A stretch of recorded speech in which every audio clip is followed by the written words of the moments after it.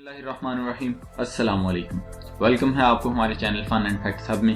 मैं हूं फजील शहजाद और आज हम बात करेंगे अतकल एपिसोड 4 के बारे में, जिसकी कहानी कुछ इस तरह है। हलीमा जल्दी से खेमे में आती है और अपने बाबा को कहती है, जल्दी उठें, घोड़े आ गए हैं, आप हिम्मत कर लेंगे ना।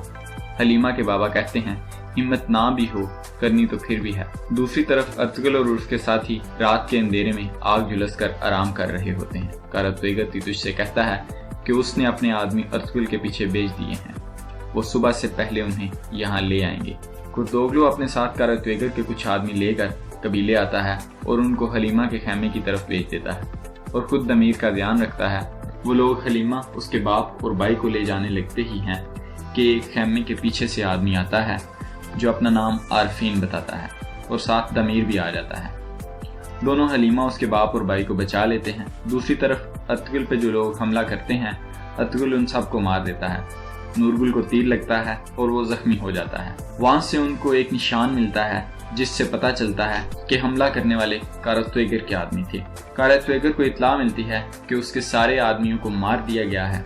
तीतुश कारतवेगर से कहता है कि तुमने सब बर्बाद कर दिया। कारतवेगर कहता है कि मैंने अतुल की ताकत का गलत अंदाजा लगाया है। तीतुश को गुस्सा आता है और कहता है कि आज के बाद तुम मेरे पे हुक्म नहीं लगाओगे।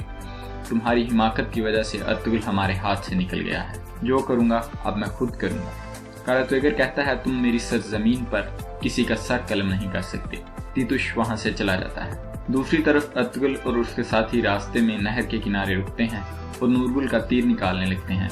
वहां पर इब्नुल अरबी भी आ जाता है और उनकी मदद करता है। सुलेमान शाह सिपाही को बोलता है और पूछता है कि कारतवेगर के आदमी खेमे में कैसे दाखिल हुए। तो सिपाही कहता है, हमारा पहरा बहुत सख्त था, ऐसे तभी हो सकता है जब कोई अंदर से मिला हो।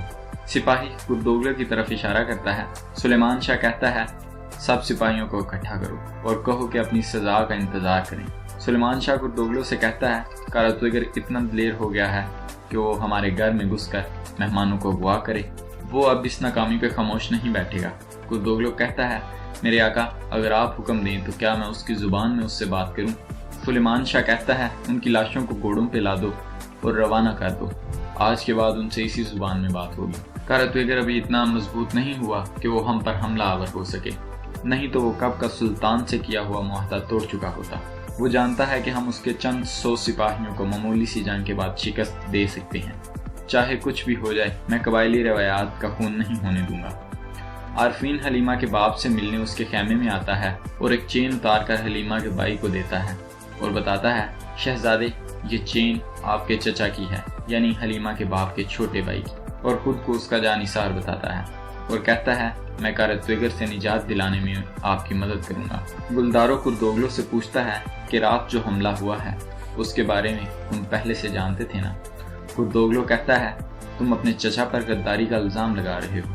दूसरी तरफ यसू मसीह यानी उस्ताद आजम पेत्रेचो कुछ औरतों को कई कबीले पर नहुसत फैलाने के लिए कहता है और कहता है, तमाम मुस्लिम कबीलों पर कहर बनकर टूटना। अतुल और उसके साथी नहर के किनारे क्याम करते हैं और उनके साथ इब्नुल अरबी भी होता है। वहां पर तीतुश भी आ जाता है और मुसाफिर बनकर उनसे बातों बातों में मालूम कर लेता है कि इनमें से अतुल कौन है। इसी तरह एपिसोड 4 अख्ताम को पहुंचता है। एपिसोड 5 के साथ आपकी खिदमत में एक दफ़ा फिर हाजिर होंगे। हमारे चैनल को सब्सक्राइब करें और बेल आइकन को दबाना मत भूलिएगा ताकि हर नई आने वाली वीडियो की अपडेट आप तक पहुंचती रहे। अगली वीडियो तक के लिए अल्लाह निगहबान।